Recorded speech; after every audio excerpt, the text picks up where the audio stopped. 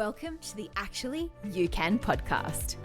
I'm Miff Galloway, a performance coach passionate about supporting ambitious and high-performing women just like you who know they have untapped potential just waiting to be unleashed. If you're looking to massively up-level your performance in all areas of life, you've come to the right place. My goal on this podcast is to take you beneath the surface so you can connect with yourself on a deeper level while providing you with valuable insights and the tools necessary to navigate life's challenges and go after your goals with strength, clarity, and wisdom. If you're ready to uncover the truth which lies underneath so you can recognize your powerful feminine leadership style, pursue your goals unapologetically, and thrive in every aspect of your life, hit the follow button and get ready to explore the incredible possibilities that lie within you. Together, we'll uncover your next steps in achieving peak performance, because actually, you can. Hello, and welcome back to another episode of the Actually You Can podcast. Today, I have the absolute pleasure of connecting with Dr. Victoria Mensch. With over 25 years of experience in academia and leadership, Victoria has dedicated her career to mastering the art of work-life harmony, a theme I know many of you are looking to improve.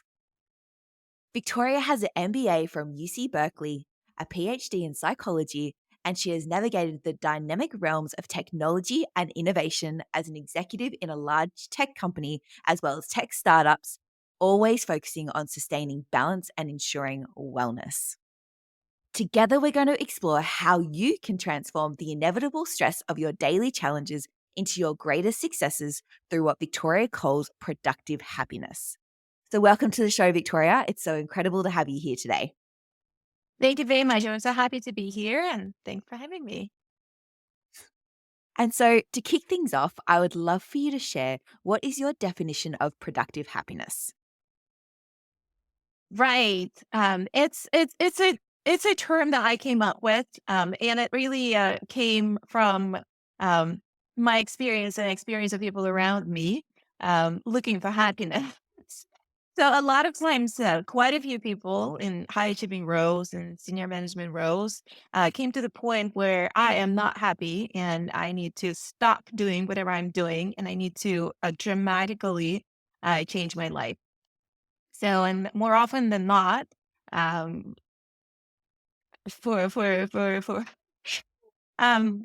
better or the worse, people actually in a couple of months, in 3 months, 5 months, 6 months, sometimes it takes a year or so. They find themselves, that all these dramatic changes didn't really help from a happiness perspective. It was a very short moment of, oh, finally, I'm out of that. Desperate situation, and finally, I feel free and happy and satisfied. But it lasts that very short time. So productive happiness come from a notion that you can make all those changes and still be productive. Sometimes, yes, the answer is that you need to make some cardinal changes in your life. Most of the time, it's really comes down to the internal state and your internal practices and how you deal with external circumstances. So you can actually be satisfied and happy and fulfilled and stay productive at the same time. Does that make sense, Miff? Yeah, I love that definition. And there's a couple of things I want to lean into there. Firstly, you mentioned the example of people making a significant life change and then it being almost short lived. You change your state for 3 months, 6 months, but then you find yourself back at that baseline of unhappiness. Let's call it that. Why do you think, despite creating such a huge shift, people aren't able to shift their feeling of unhappiness more permanently? Right, right. So it's um there's so many different answers to this, but I think fundamentally, when you change external circumstances, let's say you go from one job to another, you go from one relationship to another, you go from one city to another. Yes, you change external circumstances, but you take yourself with you. So that's your baseline. It's you, yourself, right? So you changed everything. The only thing you didn't change is you. So you go back to your patterns, you go back to your state, you go back to your baseline. To the work here, or the practice here really is to work on that, to change that, to be aware of that baseline. What is my baseline, and how I can shift my baseline to to the one that will give me a more sustainable results. I love hearing you say that you've changed everything externally except yourself. You're still taking yourself to those environments. And I completely agree. I've got someone who I know was feeling a bit miserable here in cold Canberra. They're currently in warm, sunny Europe. And surprise, surprise, they are still miserable. They changed their Right. circumstances, Right. yet they took their attitude with them. Yeah. Yeah, in fairness, you do have a little bit of a kick out of it, right? So the novelty of Yeah. this, like for example, you change a job, or you change a city, or you change a country, whatever that is, or you change relationship.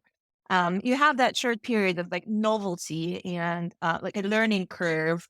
So there's a little bit of excitement over there. It's almost like when you buy a new car, right? So it's like, yeah, but it lasts for a day or two, and then it's just a car, and you're just driving it.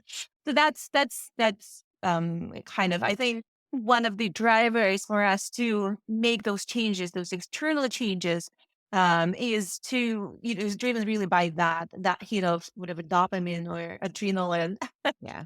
Yeah, I definitely can. I've definitely been one of those people who are like, yeah, if I just change XYZ, things will be good. And you're right, you do get that temporary high and you think everything's okay. Then you're like, maybe that actually wasn't the problem. In some Yeah. situations, it is. Maybe you are in a toxic work environment. Maybe you do need to change, but some of the times it's worth reflecting on yourself. And I think almost, especially like with big changes, like moving cities and stuff, people are like, I've done the hard work. It was really hard to move city. And I'm like, actually, some of the time doing the work on yourself is harder. Hmm. What would you say to Hmm. that? So one of the kind of a proof point of this statement is when we see people in burnout who really followed their passion, right? So there's this misconception that you need to follow your passion. If you don't follow your passion, then you're unhappy. But what I'm trying to say is that I see people like that in my practice. And I myself was that way. Like I followed my passion, and within that passion, within that job of passion, I still, you know, experience the burnout at some point, experience that dissatisfaction. So that kind of a proof point of that. So it's not just that you follow your passion or you don't follow a passion. Sometimes the answer is not a job, and it's not a CD, and it's not a relationship. Sometimes I'd say, 100% of the time, the answer is really within. Yeah. And so it sounds like happiness really is an inside job and something that we need to work on consistently and productively in order to sustain.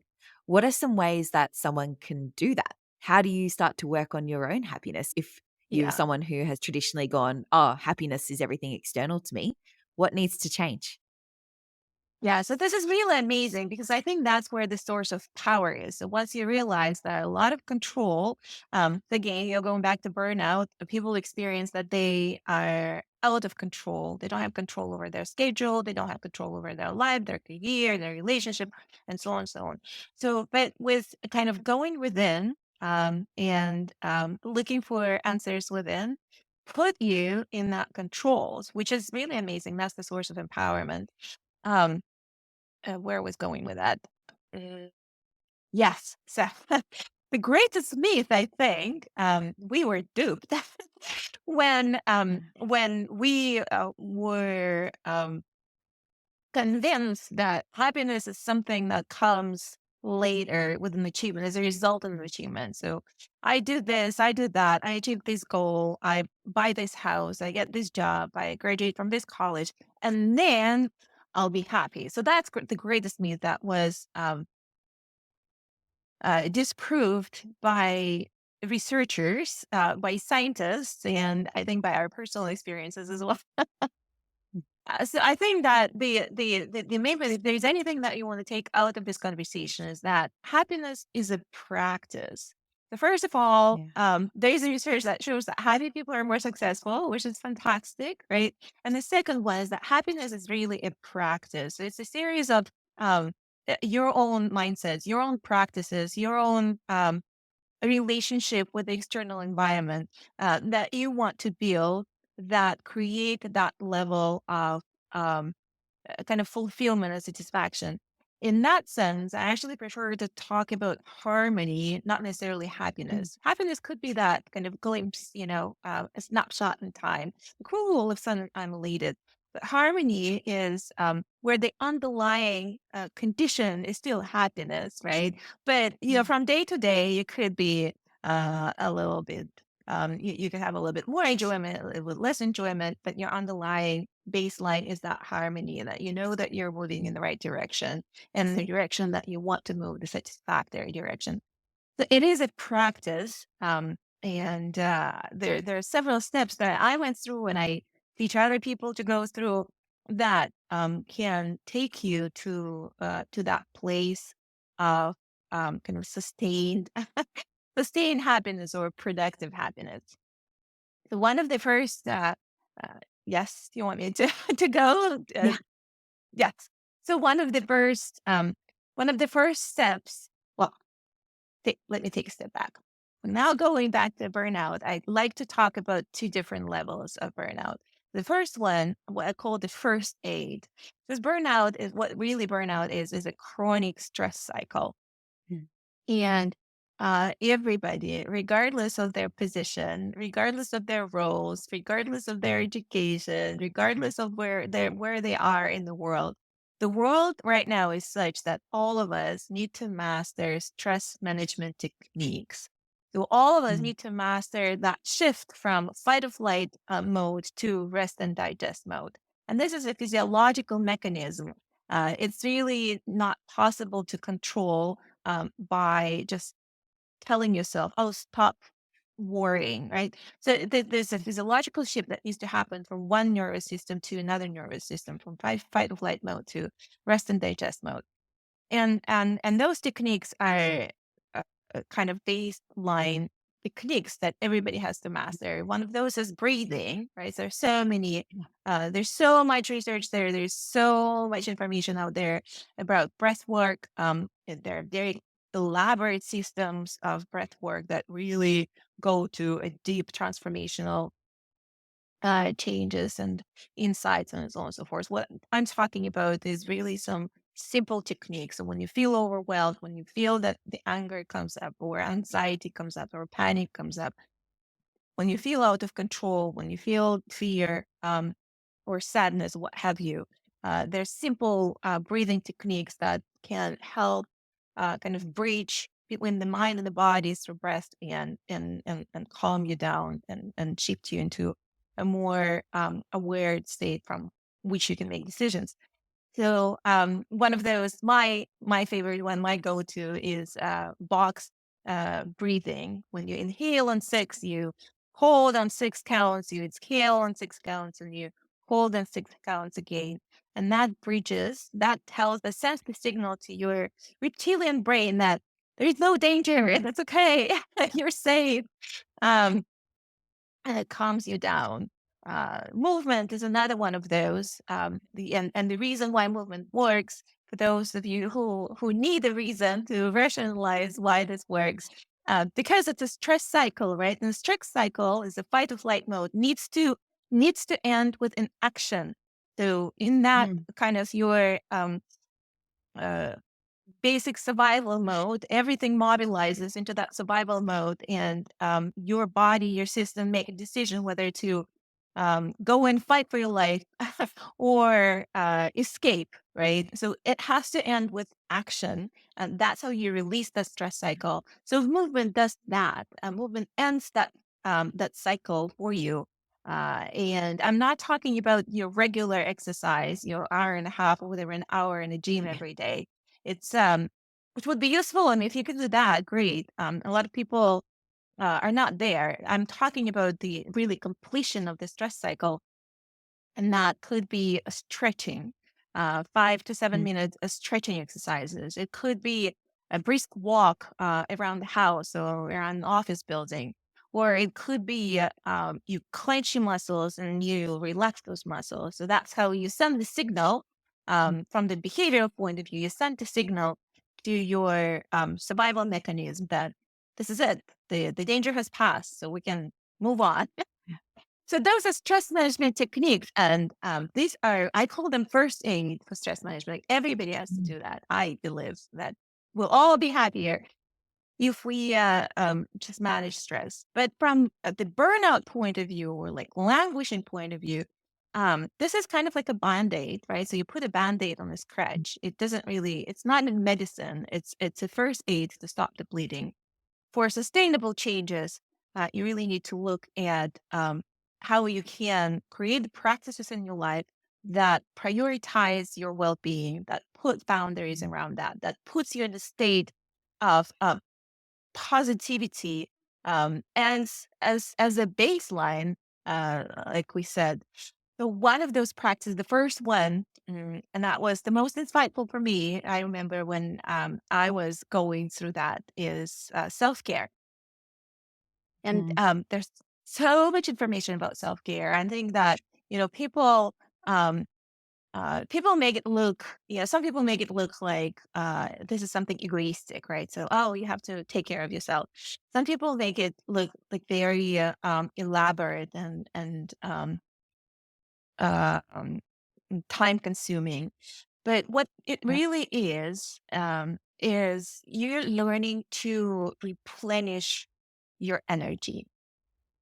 So what self-care is that when you do activities in your day, just for the sake of them bringing joy to you, not because somebody told you Mm. that you need to do that, not because you think that you ought to, not because it will bring you return on investment, none of that. So you do things in a day, the only purpose of those is to bring you joy, something that you like, you enjoy, you want to do in the moment. If it's a nap, like I really would enjoy a nap, then a nap is your self care. If it's, doing your nails, that will really bring me joy. There's no other reason for that. My nails are already good. I'm not going out anywhere. It's just for me because I want to have my nails done. And the way to do this self care is that what works for me, what worked for so many people who work with me is put together a list of 20 things that you like to Mm. do. Again, those things that are there just because you like them.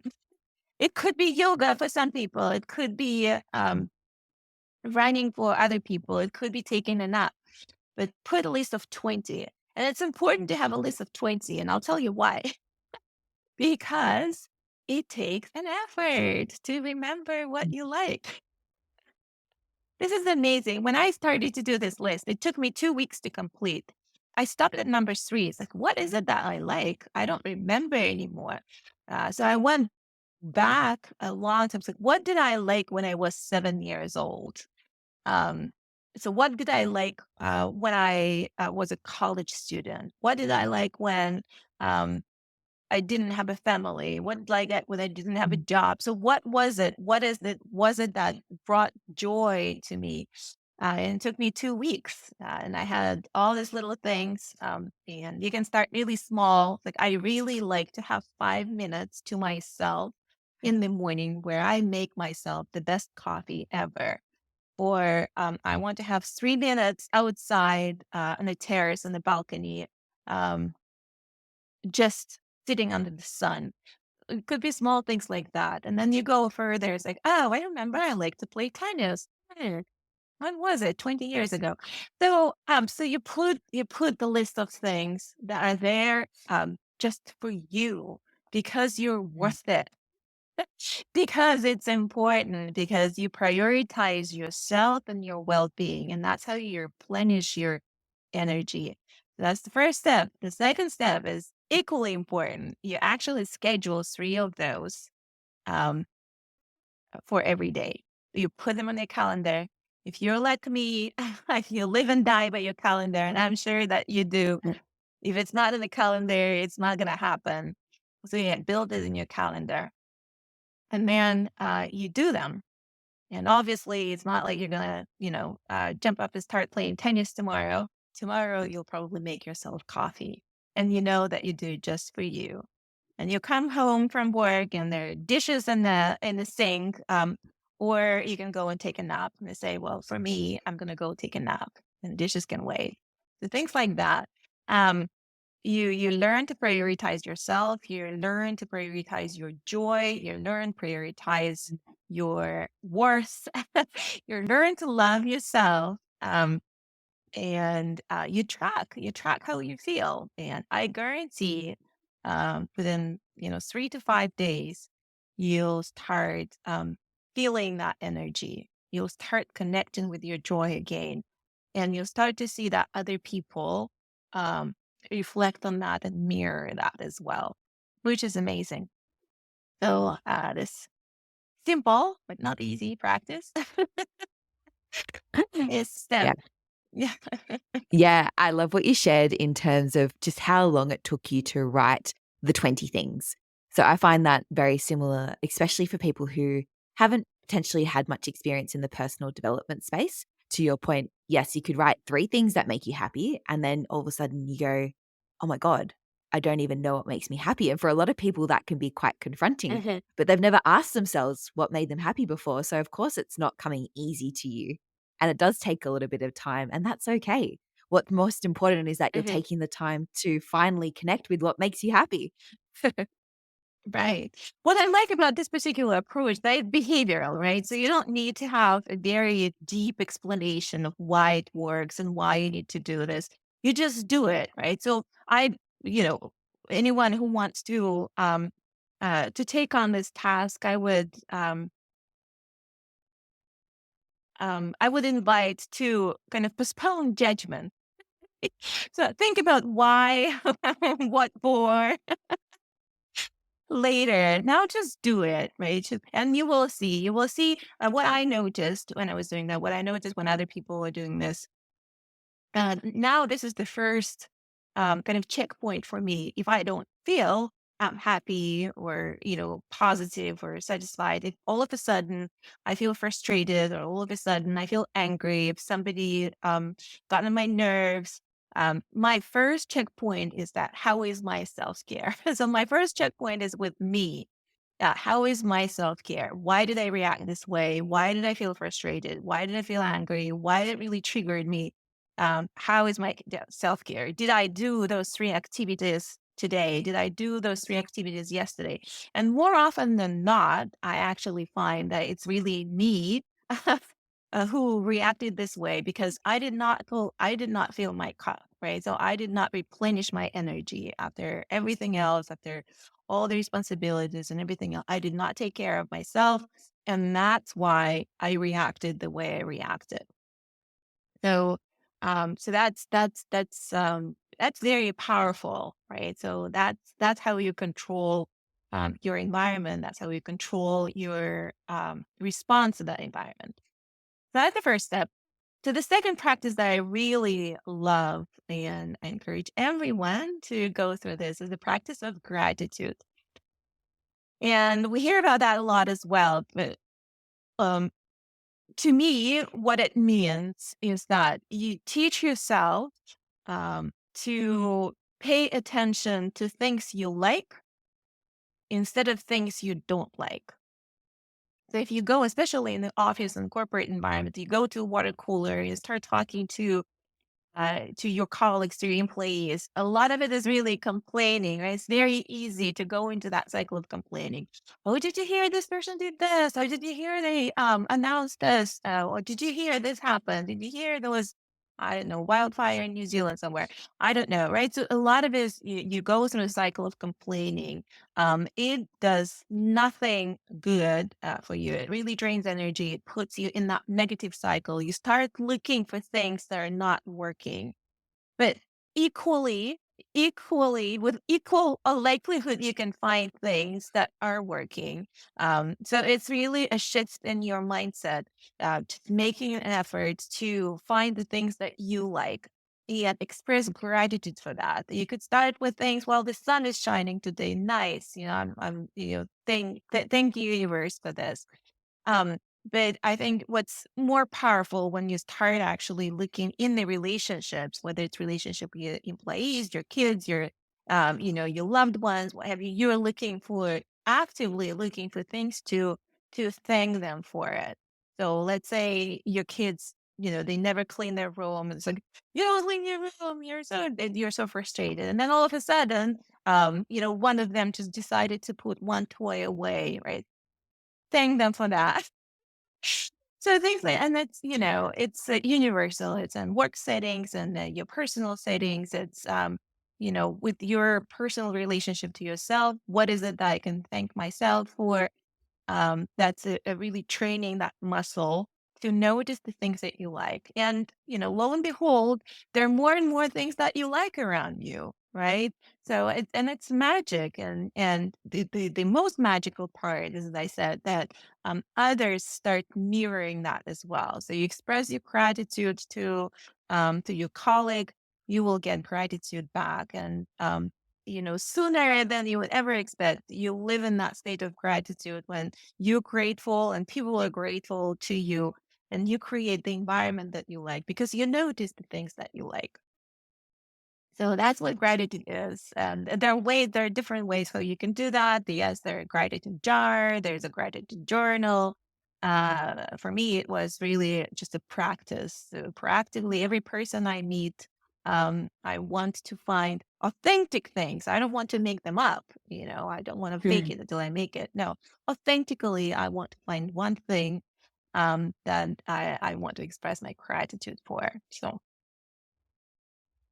I, I love that as a practice, and I haven't heard anyone say before that equally as it is easy to find stuff to complain about, it's equally as easy to find stuff that is good in the world. I haven't had anyone share it in that way before, and you're completely right. It's almost like, to your point, training the muscle to be, instead of being focusing on the negative, to focus on the positive, because it will take that initial momentum to train it and to strengthen it. But once you've strengthened the muscle's there, and hmm that's what it's going to do. hmm It's going to start looking for the positive. And what I hear in the last tip you shared as well around self care as well as gratitude, I feel like I can sum it up by saying we're responsible for our energy and the energy we put out in the world. And so self care helps to regulate your energy.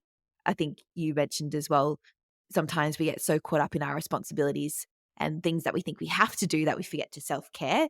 But what if we reframe that and said self care is your responsibility?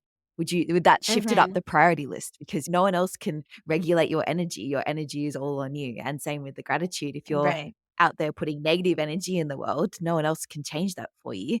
You can choose to take Mhm, responsibility for it and change it to something more positive. mhm, mhm, mhm.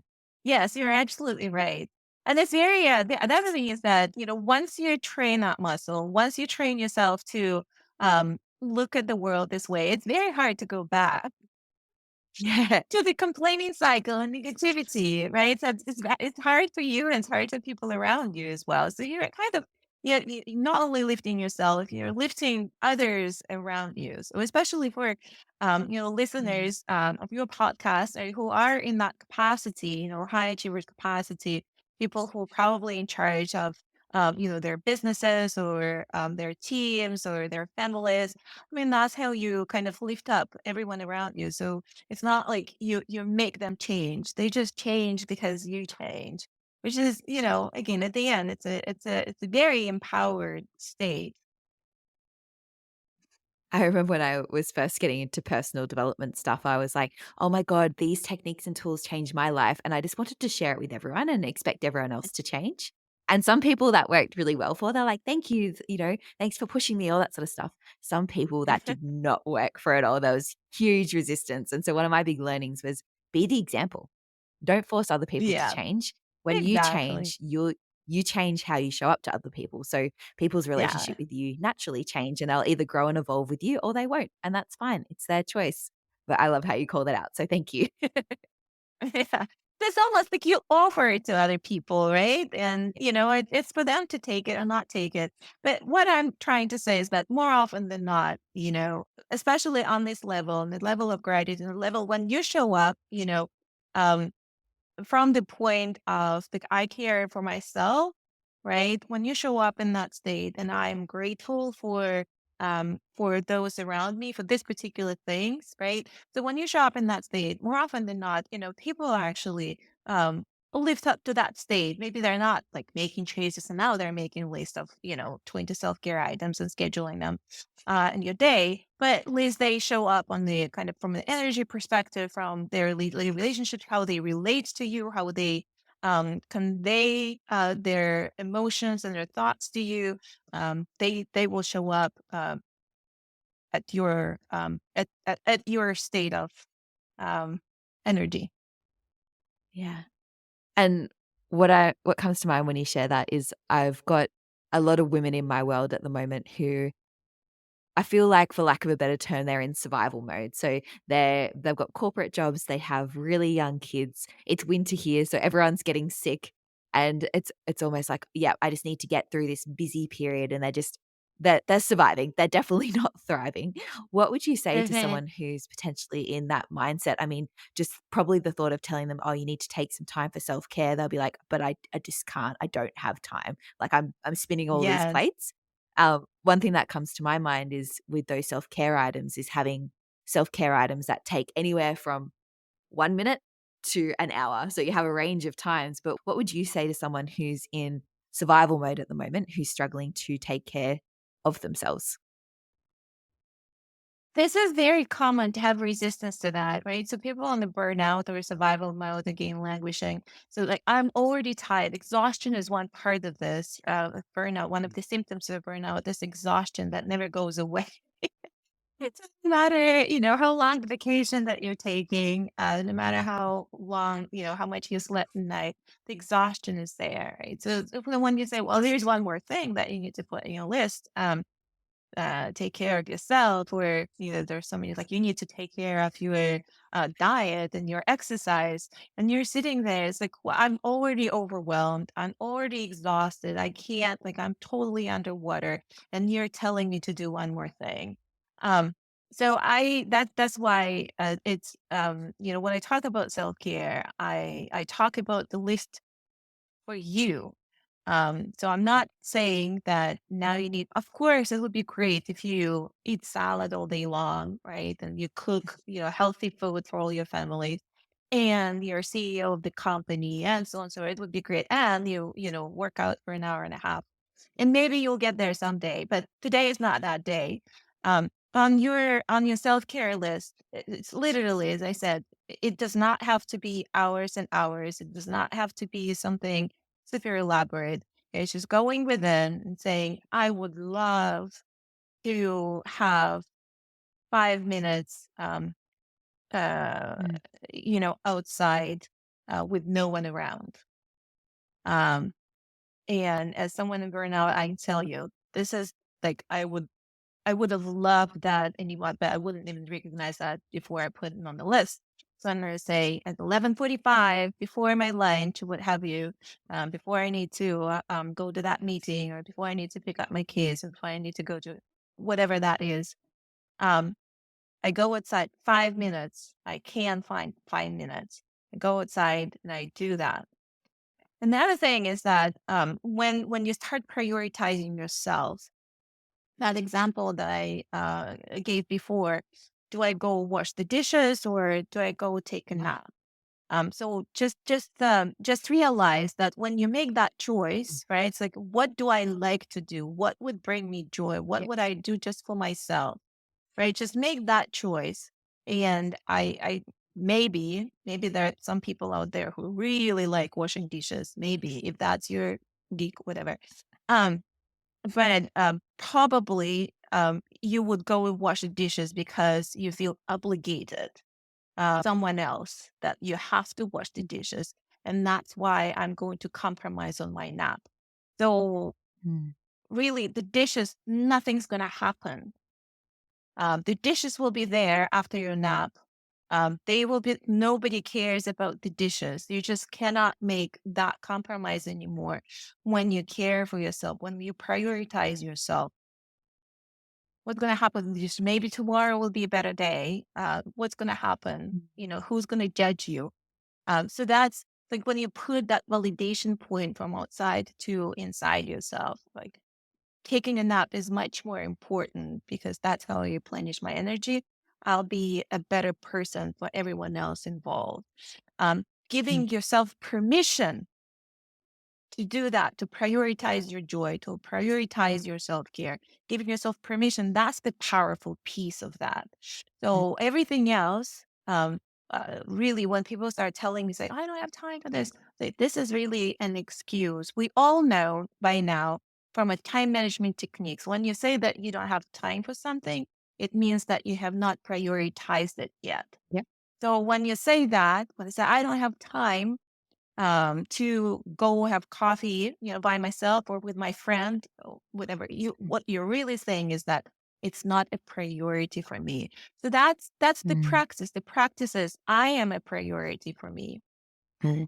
My self care is promoted for a priority for me. My joy is priority for me. It's much more important than clean dishes. So that's really the decision to make.